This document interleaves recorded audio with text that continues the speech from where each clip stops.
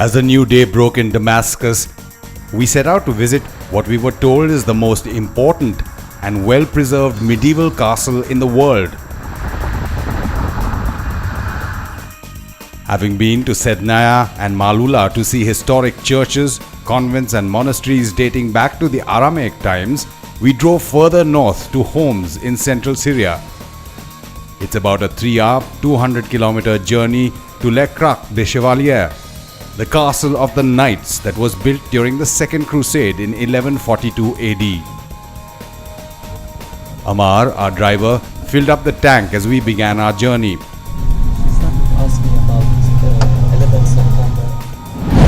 Despite US-led strict sanctions, some Syrians even have posh vintage cars and stretch limos. She asked me many questions. Amar loves a fast drive, and the roads, despite the war, enabled him to cruise along the M5 highway that ultimately leads to Turkey and Iraq.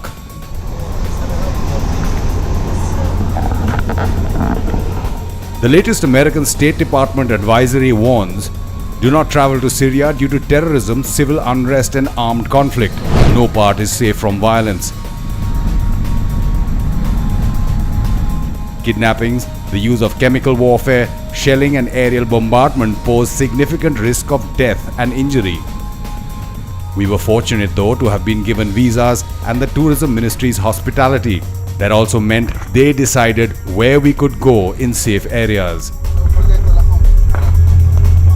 With the help of President Bashar al-Assad's allies, Russia and Iran, as well as US-designated terrorist group Hezbollah, by some estimates, the government has regained almost 3/4 of the country.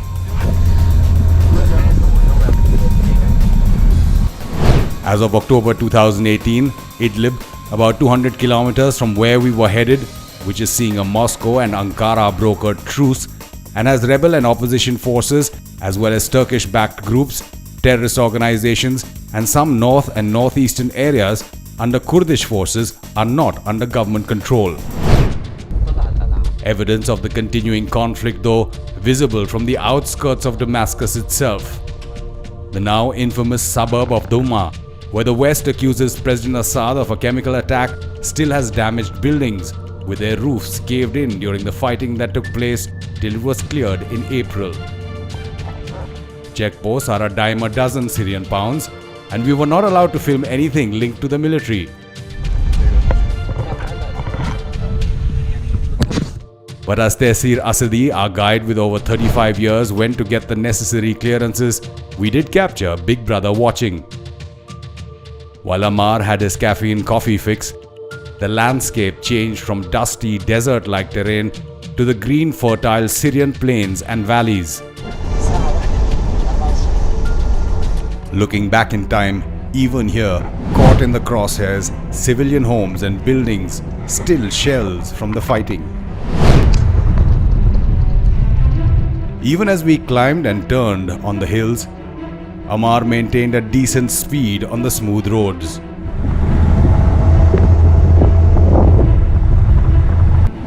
We stopped at a desolate spot with a shot-out signboard, the silence only broken by our father on a two-wheeler taking firewood back home. Except for the wind, the sound of silence gave us the sense that clearly the hills here have seen times when they weren't alive with the sound of music. It's here at the ruins of the Al-Qala, the fort restaurant, that we got our first glimpse of the imposing Krak castle, more of which in a bit. The restaurant, now in a pitiful condition, clearly had better days. Cement pillars on the top of the two-story building, a testament to the owner's intention to build another floor to cater to the once large number of tourists. Asadi, our guide who has been largely unemployed for 7 years of the conflict, told us they had plans for more branches. In fact, Asadi's focus was to fathom what really happened here. Even glancing to make sure the castle is still there, it is, and the view from broken windows took our breath away. With glass crunching under our feet, we found a burnt-out safe whose mangled state bore testimony to what happened here when local rebels, terrorist groups and the Syrian army clashed. An unused bill book brought alive Asadi's memories of the place. Maybe you find my name there. Really? Because I used to come here more or less every week. A tattered and torn Beagle Boys comic in Italian, left by one of the thousands of tourists who have passed through but not yet returned. Asadi was careful where he put his feet, warning us about possible leftover explosives and booby traps. Anyway, when you walk, try to not to walk on the soily area, because on the slabs, okay, I know it, but here, like here, I'm afraid. Alcala is now just a shell. Even its electrical and plumbing fixtures have been removed. An empty space where a chandelier hung, a broken mirror, merely a reflection of its glorious past. In fact, online stories talk about a visitor's book with a thank you note reportedly from Sean Connery in 2001. Asadi took us back in time to the exact opposite of what Alcala is now, to when tourists were the normal here. Live music and alcohol flowed, and the famous grilled chicken was just one part of a delicious menu. An online review says the owner is hilarious, shouting at his guests in a dozen languages and adding to the festive camaraderie. The good quality meals are based around grilled chicken and meze and cost about 250 Syrian pounds each. That would be 50 American cents in current conversion rates. The Syrian pound has fallen from 47 to $1 in March 2011 to over 500 currently. Mr. Asadi, you're coming here after 8 years, so it's mixed feelings. On one hand, this restaurant is still standing, it's not completely destroyed. We are happy about that. Tell us a little bit more about the name and its reputation. So actually this restaurant is called Al-Qala restaurant, which means the castle, being located next to the Krak du Chevalier Castle. When you last came here, what do you remember of it and how does it look now? Actually, it was a very nice restaurant, very active. A lot of tourists from different areas in the world. When I say in the world, I'm sure about this word. Were coming to this restaurant because it's one of the best restaurants in the world. In Syria, and in the same time, the food itself is considered as a food itself. As a food, it's the best in Syria. Why do you say that? You were mentioning that even the appetizers, they have about a dozen appetizers, and even at home, it wasn't cooked the same way? Actually, the family the owners of this restaurant, they do this job for, I expect, something like 40 years ago, because I'm a guide for 35 years. And anyway, they started before. They had other restaurant in this around the village here, around the castle, and the second one inside the castle for a long time. Then they moved and they built this restaurant to be with a very nice panoramic view looking over the castle. So in your memories, when you brought tourists in here, what did they do? They first came and looked at the view? Yeah, exactly. They come, they enter, even if they take a photo from out, but even though the view from here is something different. And the atmosphere in general is magnificent. So now that you're looking at it, at the state that it is now, how do you remember it 8 years back? There must have been so many people around here, tables, waiters, food, laughter, music. Actually, what you are talking about reminding me of the activity of this restaurant. Anyway, not only the food, even the hospitality itself, the way of dealing with the tourists. As you know, not only if the food is delicious, the people are coming. Even the way of dealing, the hospitality itself was in a perfect grade in this restaurant. And as you told me on the way up here to the castle, your family still talks about this restaurant, and they hope, like you do, and many other people who would be coming here hopefully in the future, that this restaurant is rebuilt and the same kind of hospitality, the same kind of food and music would again resound here? Actually, not only my family, also our friends in the world are still sending to me emails and even WhatsApp asking about Syria, but especially this restaurant.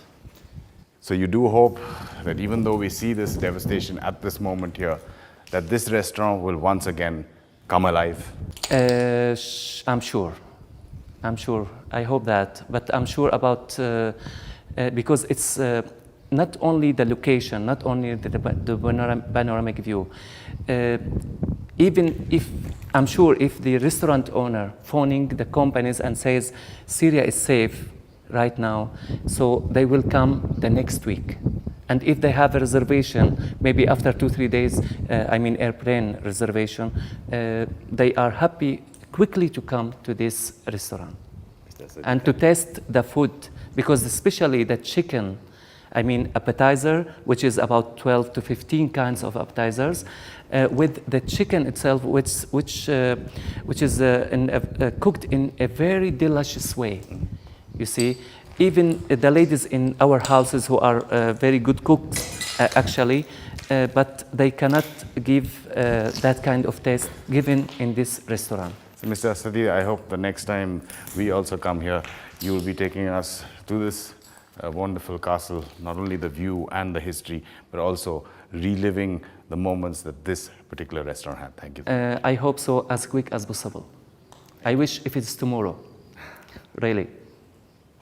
Thank you. Welcome. We left, shouldering some of video journalist Prateek Suri's burden, to see what thousands would have come here to see, the Krak des Chevaliers.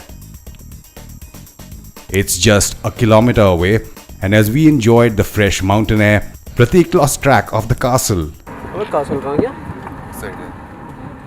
Oh, ये रहा.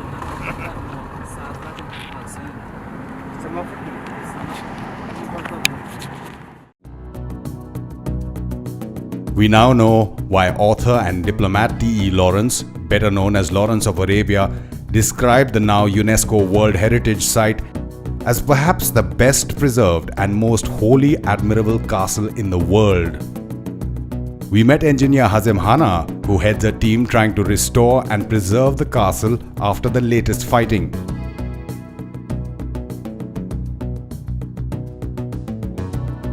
One can only imagine the historical events that this castle witnessed from this hilltop since the Crusaders began constructing it in 1142 as their latest and greatest fortress.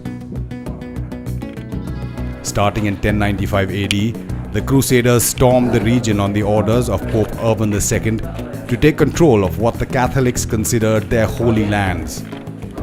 To secure their domination of the area, they built castles, choosing ideal positions where they could defend their new strongholds from the local Muslim armies.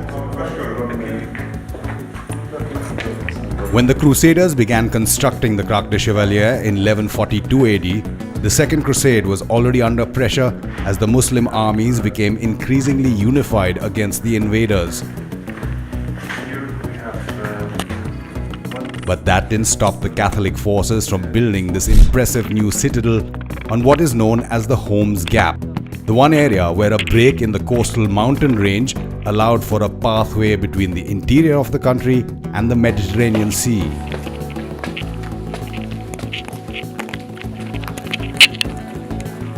Construction of the castle began under the leadership of the Knights Hospitaliers, a medical group sent to the area to look out after the health of religious pilgrims, but which quickly morphed into a military wing. A Kurdish garrison had originally been stationed and defeated on the spot, and hence one of its names, Hosn al-Akrad, the castle of the Kurds. Clicked pictures of the castle, right? मतलब अंदर भी थोड़ा बहुत अगर share कर देना मेरे साथ please. My BV has.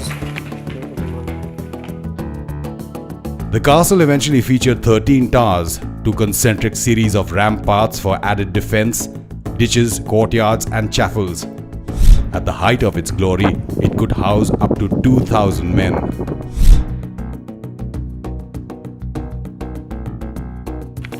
For a total of 129 years, the Knights Hospitaller defended their position in the region from the ramparts of their imposing home. Sitting nearly a kilometer above the Valley of the Christians, they were able to keep an eye on potential aggressors and repel any attempt at attack.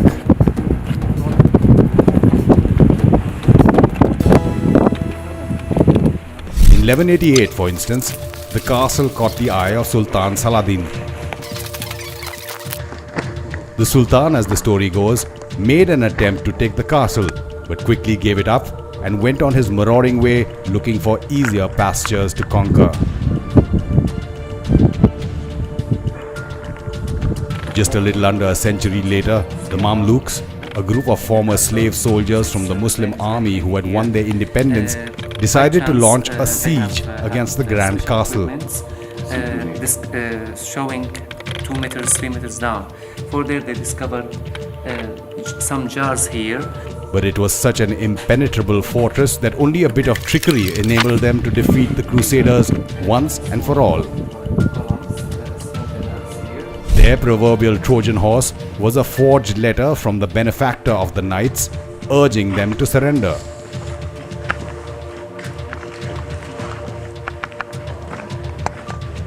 On the 8th of April 1271, the Crusaders waved the white flag and abandoned the Krak des Chevaliers.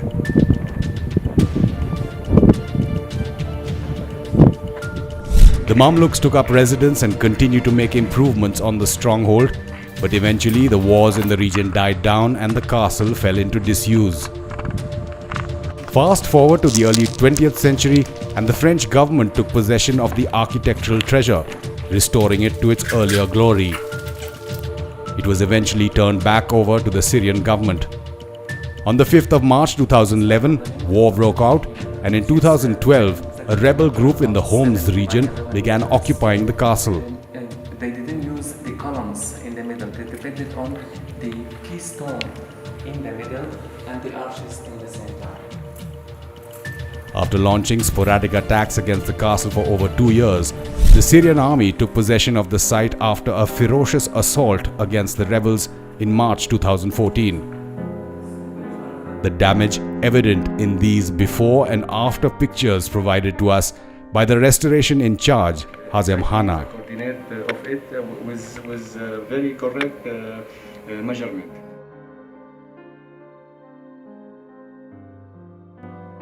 Engineer Hazem, first of all, congratulations for the work that you have done after so much destruction. Can you tell us how badly was it destroyed when you finally arrived and how long were these groups here for? First of all, I want to thank you for coming here, and it's my pleasure to meet you here in the Krak. Actually, terrorists occupied the castle for 2 full years, from March 2012 until March 2014.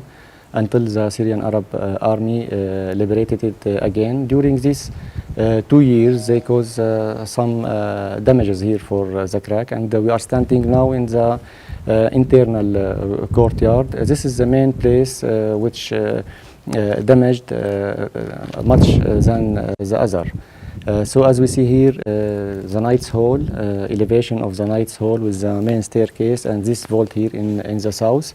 Here was the main damages of the Krak, but after terrorists gone away, our Directorate General of Antiquities and Museum start directly rehabilitation of the Krak. So we start to small restoration projects with some supporting works for the dangerous places, just to prevent it from collapse. And we also make restoration for the staircases down in for Zahir Bibar's staircase, and now also at the last step of restoration of the chapel tower with the Syro-Hungarian mission. We restore it, as you see here, the southwest corner of the chapel, and we make a new isolation for it, just to safeguard the fresco which exists on the north wall of the chapel. Again, you're pointing out that this is probably one of the most damaged parts of the castle. Yes. For example, you told us about the staircase, which is just in this Yeah. courtyard, which was destroyed. Did they have a purpose in what they were doing? Why were they destroying it? Yes, sure. Because the last battle which took off here between the Syrian army and the remaining of these terrorists tried to delay the development of the army inside the Krak, so they explored the staircases. How difficult is it to restore, both technically and financially? Very long and difficult procedures, because now we are dealing with a stone. With the stones, each stone, we believe it have a soul. It's not a concrete work, so we have to work very slowly, very easily. We have to make full documentation for all these stones to know exactly in which place, I mean stone which collapsed, in which place we should rebuild if it was in a good condition, or we should change if it was useless or broken. So these procedures take a long time, and also they take a lot of money, actually. And the government now, I think we have our priorities, like to finish infrastructure for the cities and towns which finally or recently liberated from terrorists, just to let the people come back and live in Syria. But we hope during some societies, and also like UNESCO, the Krak was in UNESCO since 2006. And UNESCO actually make a lot of training courses in Beirut for the staff of DGM, I mean engineering and archaeology, and they help us to start the documentation work here, and also in Palmyra to transfer what we have, the status which was in Palmyra. They transferred it to Damascus, and they restored also the museum. But after ISIS come back to Palmyra, we have a problem, so they stop. But now we are making here a restoration project for the whole castle, for the whole area which is damaged by these terrorists, with the Hungarian mission, the Syro-Hungarian mission. We make it in a professional way with 3D and with the cost, with the drawing, with everything, and we will raise it to UNESCO through DGAM, and they promise that they will help us to restore it here, the Krak. Again, engineers, give us an idea of the cost. You were mentioning how a small restoration of even a small stone. I cannot give exactly, but in my opinion, and this is personal, maybe not less than $1 million. And you were talking about maybe a particular area, say 3 square or cubic meters, would cost like over $1,000. Yeah. To get an idea. Yes, we make restoration here, as I mentioned before, for the chapel tower, and we have these big stones, which its height more than 40 centimeters. And some of them maybe 1 meter by 40 by 50, so it weight at least more than 800 kilo. And because we cannot use here a big crane inside the Krak, it's not allowed and it's not possible also. So we use the traditional ways to transfer these stones inside the Krak. And because it's a very huge site, it's area about 30,000 square meter, so transferring this material inside the Krak cost a lot. Again, you were talking about you can do with help from anywhere. Now, India itself has such a heritage of old monuments which have been restored, so we have the people who can possibly help training or even the money. You would want any kind of help to come to you from anywhere in the world, including India. Yes, sure. We are welcoming every help from each side. I mean technical help or economy help, because we need the both. Now because Syria is surrounded, we cannot get the perfect instrument or the modern instrument to deal like good cameras, good total stations. It's difficult for us to to arrange. So we are welcoming every technical or economy help from each side. Thank you so much for hosting us Welcome. here, and we hope next time we come, it will be teeming with people like it I was. hope. Nice to Thank meet you, and I'm very happy you are here in the Krak. It is our pleasure. Thank you so thank much. you, Thank you. thank you. Welcome. Exhausted from a day of exploration, we left to spend the night in homes, passing a wedding at a nearby church. It was 7:19 p.m. and we spent the rest of the way in silence, taking in our day's experience. In Homs, the main street was bustling with activity. People out enjoying a meal. खाना भी खाना है वैसे याद हो आपको. Women window shopping in the shadows of a well-lit mosque. The people, initially suspicious of our filming, were friendly. Hi. A popular shop, even late at night, serving basbousa, a traditional cake made from mouth-watering, lip-smacking and clearly finger-licking semolina, coconut and orange flower or rose water. From fake flowers to video journalist Prateek Suri's bokeh shots that brought out the aesthetic quality of the blur, we knew we would be traveling next in another blur of past and present to the famed monumental ruins of Palmyra, devastated and destroyed by Daesh, the so-called Islamic State terror group.